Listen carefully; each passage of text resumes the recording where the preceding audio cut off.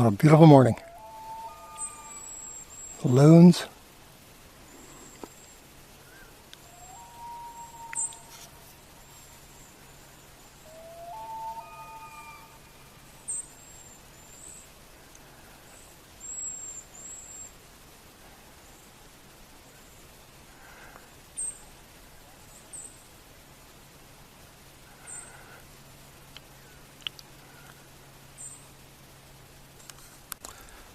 Well, mergansers came through here yesterday. That's a flock of weird looking ducks. That's the rock where I washed my dishes on, and they left duck shit all over the rock. Oh, they're dirty things. They're the ones that travel around here in a herd. And when you scare them, they literally stampede out of the area.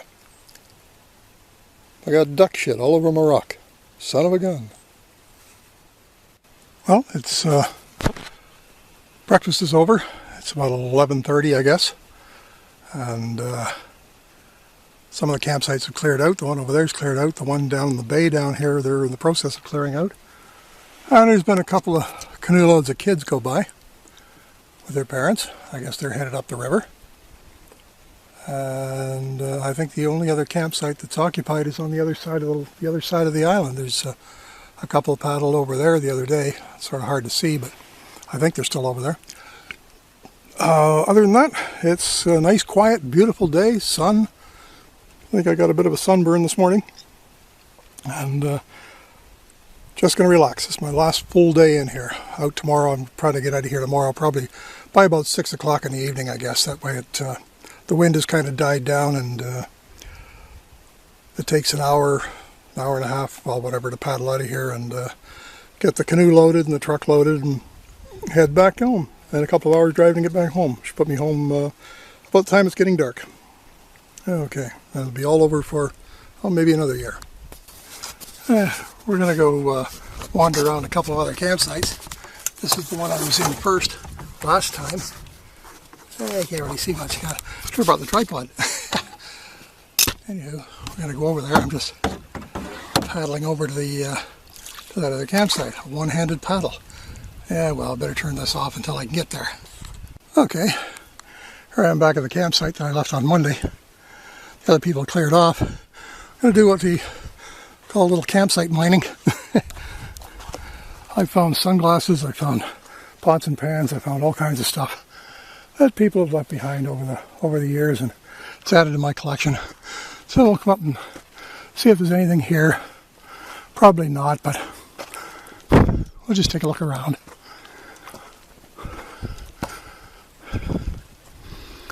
Yep.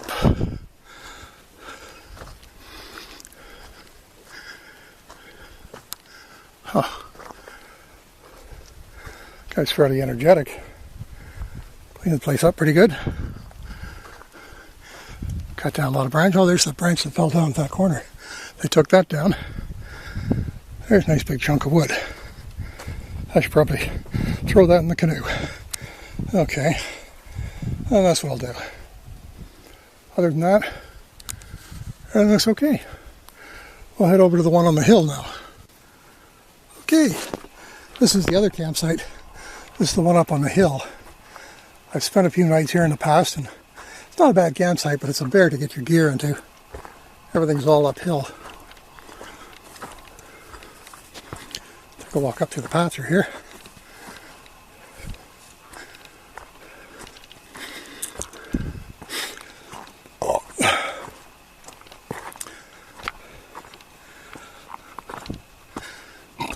Okay.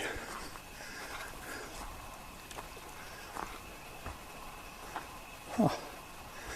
Well, there's a memorial table somebody's put there, I guess. Hoey Elms, 1928 to 2013. Oh, well, that's nice. I hope nobody wrecks that. Memorials are one thing.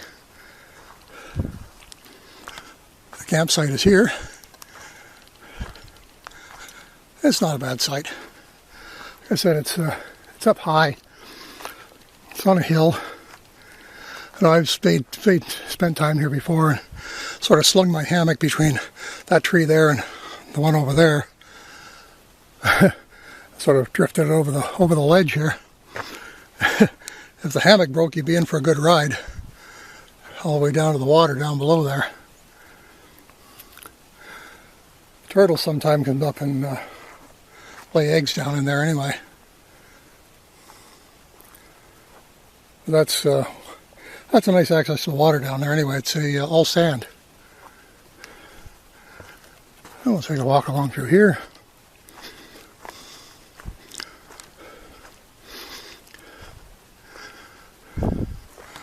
There's the campsite over on the point.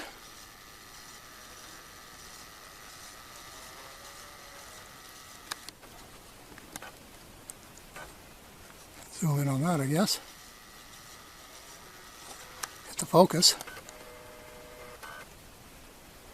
Huh. Doesn't want to focus. Guess must be some branches in front of it that's focusing on. Anyway, there we are.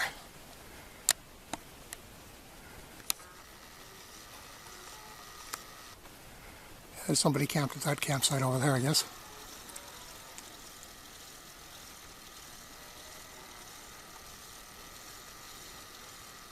Zoom right back. And take a look over here.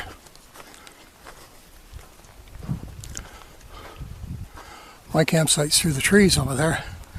On the other side, really can't see it from up here all that well. And we've got a little bit of wood here. I'll take that back with me, so save me cutting wood tonight. Well, we got the fireplace all stocked up well with wood again. Ready to go tonight. This is the last night in here. It's 3:05 and it's about 74 degrees out. It's really nice. Wind's picked up a little bit. Damn it, the wind's blowing back in. If it's still the same way tomorrow, I'll be battling a wind going out. For a day it blew the other way. It might turn around at night too. Hopefully it's not blowing all that hard. Worst comes to worst, I'll head over to the other shore over there and paddle up along the shore. Other than that, it'll just be a tough slog out. I'm not going to pull out of here till about 6 o'clock anyway, so hopefully that gives us lots of time to calm down. Anywho.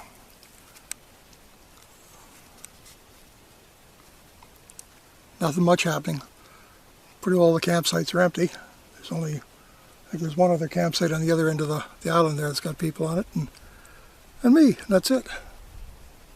It's still 3 o'clock. There still may be some come through, but probably not. There'll probably be a bunch come through tomorrow. Anywho.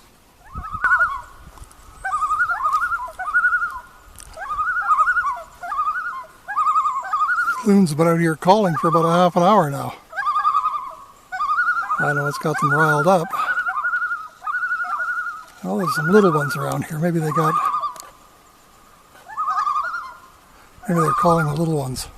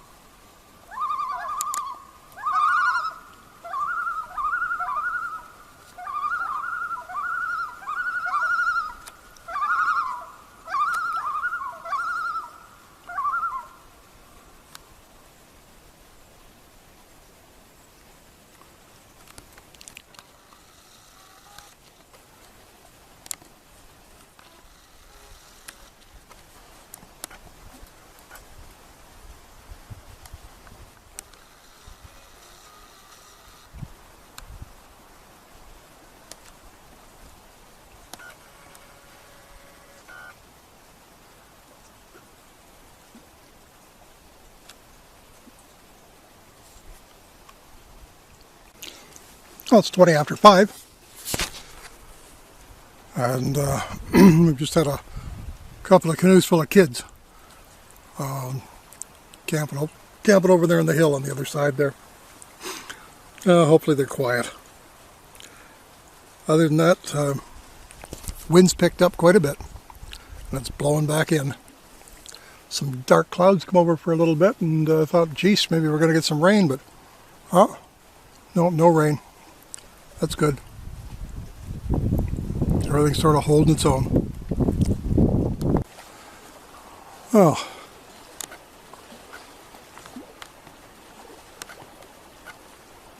There's the old log I cut in half. Geez, I did that 2002, something like that. That was the old tree that fell down across the campsite. And it must have left brown stains in people's pants because it was a big old tree. I counted the rings at the bottom of it when it came down, and it was 154 rings, if I remember right. So I got busy with the axe the East Wing axe that my daughter bought me for Christmas or birthday or something. I can't remember which. Maybe Father's Day. And started hacking through this tree, and I cut just about all the way through it. It was just that little bit. I guess it's rolled a bit since I actually cut on it, but it's still together at the back part here. Oh gosh, step over it. Yep, that's the same old log. That had crashed down. Good grief! From way down here. I got other pictures of this and video of this log with critters running across it and stuff like that. But it fell right down across the campsite. Used to go up this hill here. Well, there it is right there. It used to go up along the hill and crashed right through. There was a table built between a couple of trees up here, and it crashed right through the table. And if there was a tent sitting, there was usually a tent sitting right there. If the tent was there at the time and somebody was camped here, by God, it would have scared the hell right out of them. That was a big tree. It was 2 feet in diameter and come right down across the campsite. So now one of the trees that I used to sling my hammock on is a stump over there, and so now I have to sling it between these two. A lot of changes to this campsite over the last 20 years. 20 some odd years, 25 years almost, yeah. This is another little trail that comes along beside the lake here. It wasn't here back when I used to camp here. Looks like somebody's put a trail along this, and I don't know how far back it goes, but we'll wander it and see where it goes. It's not as overgrown as the old original one. It is a little overgrown though.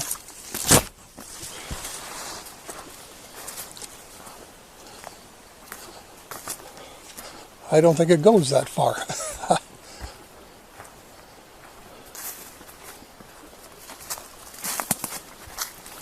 Yeah. Over here past one of these old birches.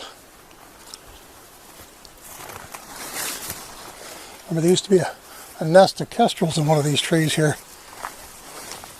And they'd be zooming around here and screaming all day long. I was walking through here one time and a bird fell to my feet. And it didn't have a head. The kestrel just took it right out of the air. I think he was, at that time, they were nested up in this tree up here. That's a big tree. But they were nested right up on the top up there. But yeah, it looks like that's about as far as this trail is going to go. It looks like it goes over there, but I don't think it goes anywhere. It's pretty well grown over. Oh well.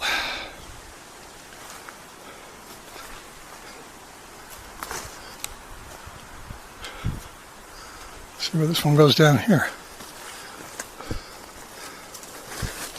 I think this goes down towards the water, but it doesn't go anywhere. Okie doke. Walk back around this way.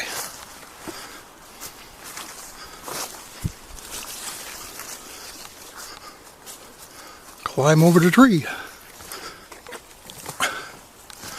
And back on the path that didn't go anywhere.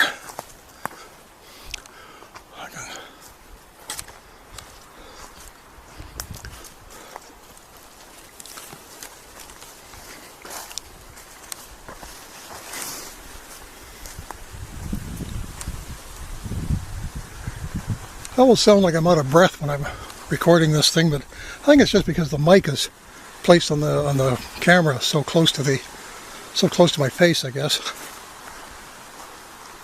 I'm really not out of breath. just walking along.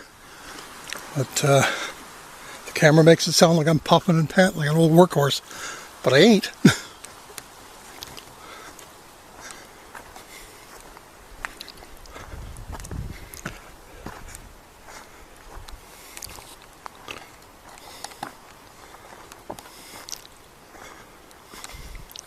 Oh, there's my shadow. Oh. Okay, it's dinner time, and I'm going to try that last one of those Hormel things I've got. This was the sliced beef with potatoes and gravy. The first one I had was bloody awful. Like I said, this time, I don't know, maybe my expectations have been lowered, so it may taste a little better. We'll see how it goes. Let me just set a plate ready here to drop it on a plate, and I got my knife over there to open it up. And we will pull the lid open. There it is inside. It's been boiling away for 10 minutes now. We'll just pull the sucker out, and we'll drop it on the plate. Okay. Coffee's still boiling away there. Or the water's still boiling away there. We'll keep that for our thermos. Now, let me just take the knife here, and we'll cut into this thing and see what the heck we end up with.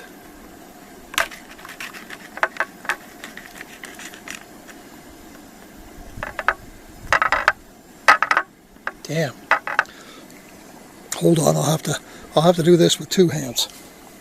Well, there it is, folks. Something dead in there on top of potatoes. Yeah, we'll just have to see how it tastes. And oh well, that's all I got. We'll eat that now and see what it tastes like. Okay, well, done. There's the remnants in there. To be perfectly honest with you, I didn't have to lower my expectations. The bloody thing was just as horrible the second time around as it was the first. So, even though they are easy to prepare, you just got to throw them in a kettle of water and boil them for 10 minutes. So you don't have a microwave oven out here. It says, you know, microwave for 90 seconds. I know, so that's what, death to your table in a minute and a half. But you boil them for 10 minutes, and the manicotti's okay. The sliced turkey tastes okay. The sliced beef, or well, maybe sliced beast, I don't know what the hell it is. It doesn't, it's sort of a reddish, looks like an old corned beef thing that's in there. I wouldn't waste my money on it again. Matter of fact, when I picked these up at Sobeys, and they were on sale. I think they were $1.50 off or something like that. Maybe it's because nobody buys them. But God, I wish Magic Pantry would be back in business again. When I had my contacts in the military, the Freddy Chef stuff from the military was good. You know, they had some. Well, some of it was a little weird. You know, like you open if you want scrambled eggs, you boil one of the things and you slide it open, you get this pillow-shaped piece of scrambled egg that comes out. But it tasted okay. The other stuff I've got tasted okay. I never really had anything bad from military stuff. Because it was basically the same as then there was some Magic Pantry in the military stuff too, but it's mostly Freddy Chef out of Quebec. I don't know, it's been 25 years since I got, 24, 25 years since I managed to get a hold of any, but, so, you know, it's, whether you can still get it or not, I don't know. But Hormel stuff, like I said, the turkey, the manicotti is all right. The sliced beast is pretty gross. It's edible, you know. It might be labeled as food, you know, but I probably wouldn't buy another one unless I was starving. Okay. Oh, here we are, 6:45 in the morning, Saturday morning, last day, going home today. Oh, beautiful day though, bluebird day, not a cloud in the sky. I'll take a walk down here towards what's left of the campfire from last night.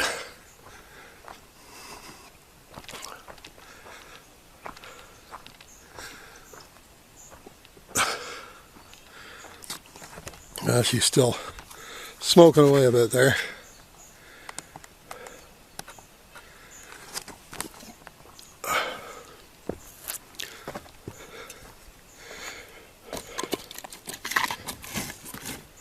I'll dump some water out before we leave.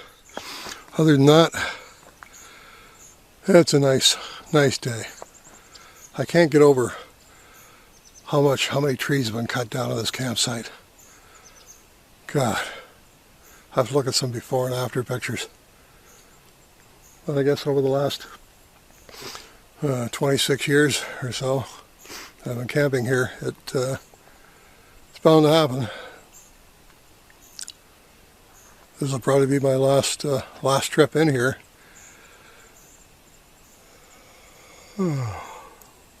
Well, shut her down for right now. Okay, I'm just about packed. I've still got to take down the tent and fold up the air mattress and stuff, and it's about 10 o'clock, 9:35 or somewhere around there. I don't know. I haven't looked at the clock in a little while. Now we're just taking a look at this is the back part of the campsite, looking out over the north part of the lake. It's quiet back in here. There's only one other campsite.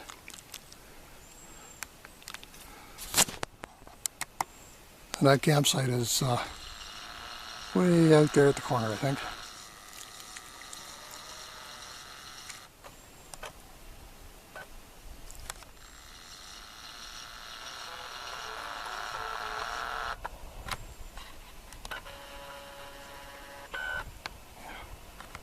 Yeah, that's the other campsite right there. That looks like there's somebody sitting out there. Other than that, it's there's nothing else around here. Just zoom back here.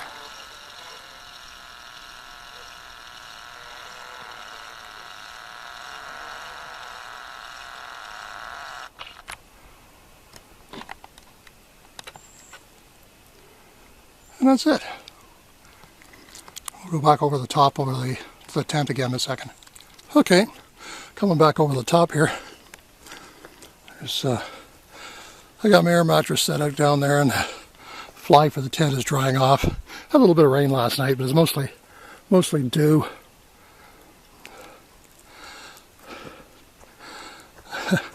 Boy, that tent sure got a cant on it. Of course, the piece of ground it's sitting on is not all that level either, but it's a nice open piece, and it's probably about the only piece big enough to put the tent on.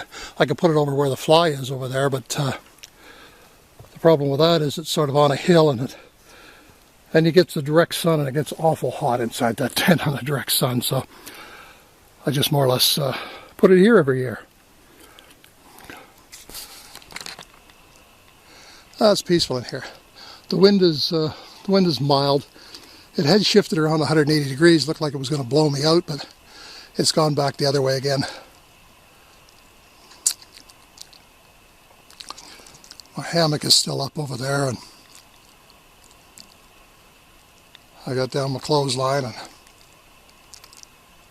the path to the thunderbox is up through there. And the path to the other side of the island that I just left is over here. So this is a complete 360 degree of what I get, of what I see anyway. There's a bunch of kids over there. I don't know, they make a lot of noise. I don't know why they just don't tell them the secret. You know, bears love little children. And as long as they're in here and they don't make a sound, the bears won't know where they are. But as soon as they start to cry, boy, those bears pinpoint them and they come looking for them. That's enough to keep any kid quiet.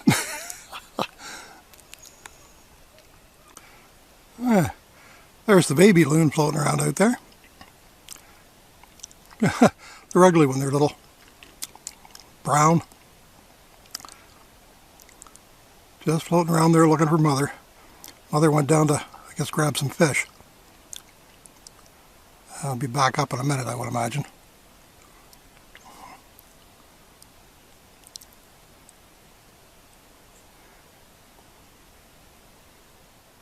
Here comes the mother.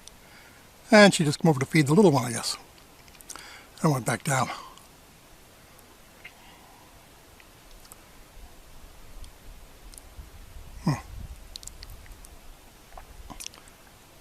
quick taste of fish. Okay, well, everything's packed up. Got everything set up in here. And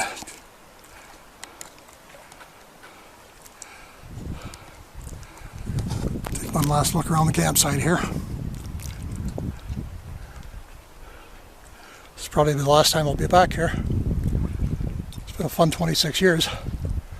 Like I said, I've probably spent 200 nights on this campsite. More than 200 nights over the past 26 years. Take one walk back up here to where I put my initials in the rock. I put these initials in the rock. Actually, it was back in 86, 87. But I had been camped here since, I've been camped in Algonquin since 1985, so we just put WC 1985. I guess you can make it out there.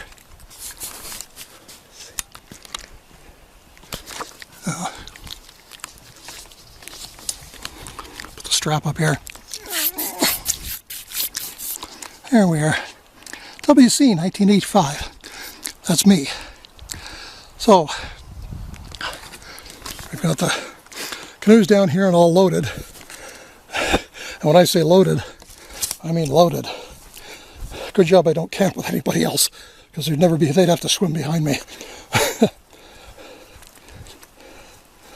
I got everything in there now.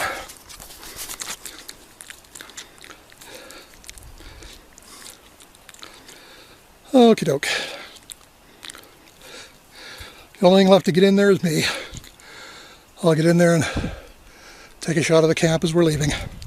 As I'm leaving. I haven't got a mouse in my pocket, so I guess it's the royal way. Alrighty.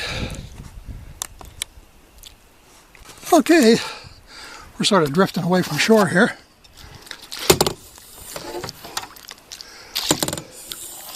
There, drift out.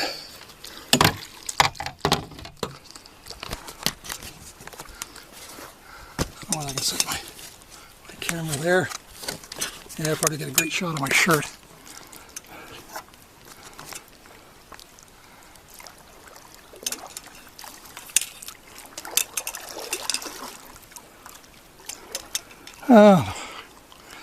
Around the corner here.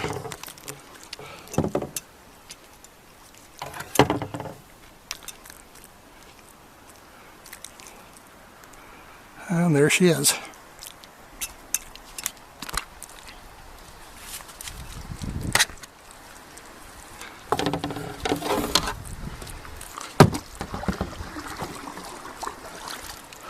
As soon as I round that point, the wind is going to catch me. So I'll have to, okay, one final last look. Okay, we'll see if we get some shots when we hit the river. Okie dokie, there she goes. The wind is pretty strong out here, so okie dokie, that's it. We're on our way home. Well, that, without a word of doubt, we're in the mouth of the river. That's probably the toughest crossing of that lake I've ever done. I mean, it's not like Smoke Lake, you know, which could be, you know, deadly, but it certainly is windy out there. I was paddling through whitecaps. Whew! How long did it take me to cross that lake? It is, I can't even see the time on this thing. 29 minutes. Took a half an hour to cross the lake. Normally that takes about 15 minutes, 20 minutes. So we're in the mouth of the river right now. We'll swing around and check out the lake. And there are whitecaps out there. You probably can't see them here, but they're blowing pretty darn good. Okay. Well, wind isn't too bad in the river. I'm going to get a drink of water and then paddle up the river. Okay. Just hit ground at the parking lot here. That was a rough trip. That wind blew steady all the way up the river. And it is now, what is it? I just can't see it with my glasses on. It's about 1:13, 1:15, so it took about an hour and 15 minutes to paddle in, where it normally takes about 45 minutes. So, okay. Well, I guess I'll go get the truck and start loading everything up.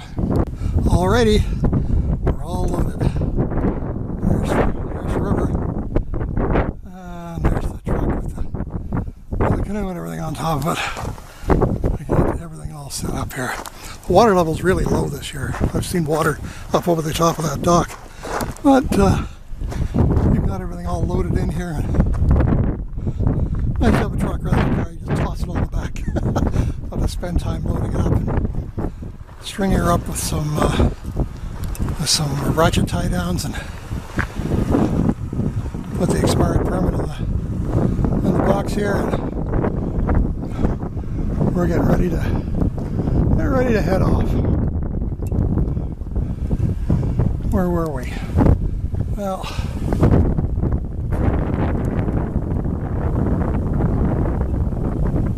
we were, oh my God, where the heck were we? Entrance 2, Tim Lake. We're just inside the park, really. We didn't go in very far at all. Right there at the corner of Tim Lake. Other than that, I think the worst place I've ever tried to cross was Smoke Lake down here. There's a gut coming out of there that the wind just howls through there, and I've gone through there on a 12-foot canoe with 2-foot rollers. Scariest place I've ever been. That's why I bought a bigger canoe. Anywho, okay, all over. We got everything in the truck and canoes on top of the truck, and we're gone. Okay, I'll get some of the shots on the road. Oops. Okay. Now on the dashboard here, let me just stick my seatbelt on.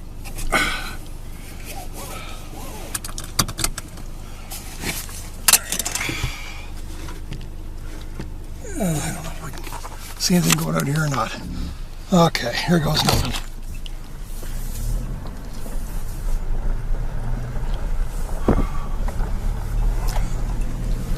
Recalculating. Recalculating. GPS doesn't know where the hell I am. Recalculating. Yeah, okay, lady. Recalculating. Recalculating. Drive 30 kilometers. Okay. I don't see any moose out the field out there, so. Okay.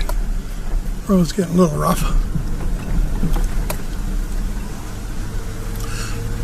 On the paved portion up here, you sure don't want to hit another car or see another car coming the other way, because there just isn't room for two cars. There's probably not much room for two cars to pass right here either. But they got a little spot up here that's paved, and the reason it's paved is because the washouts were terrible. I remember coming down here, you felt like one of those cartoon cars with one tire stepping from one rock to the next coming down the hill. It was pretty rough. So I'm in first gear here, just climbing up the road.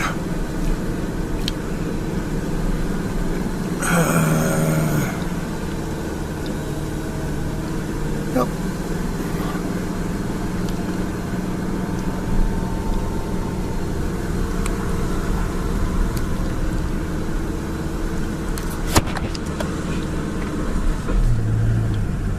Put it in a second. Okay.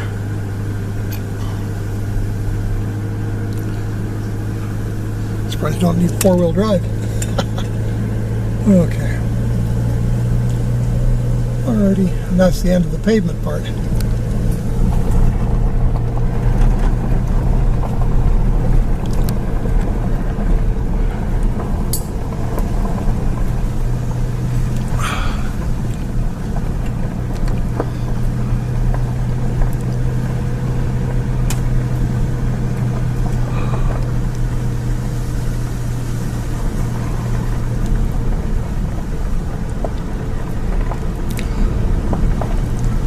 Sometimes you see some wildlife on this road, but Seen a turkey on this road the last time I was in about 8 years ago. I didn't think turkeys had ranged that far yet, but apparently they did, so there must be a good supply of them up here now.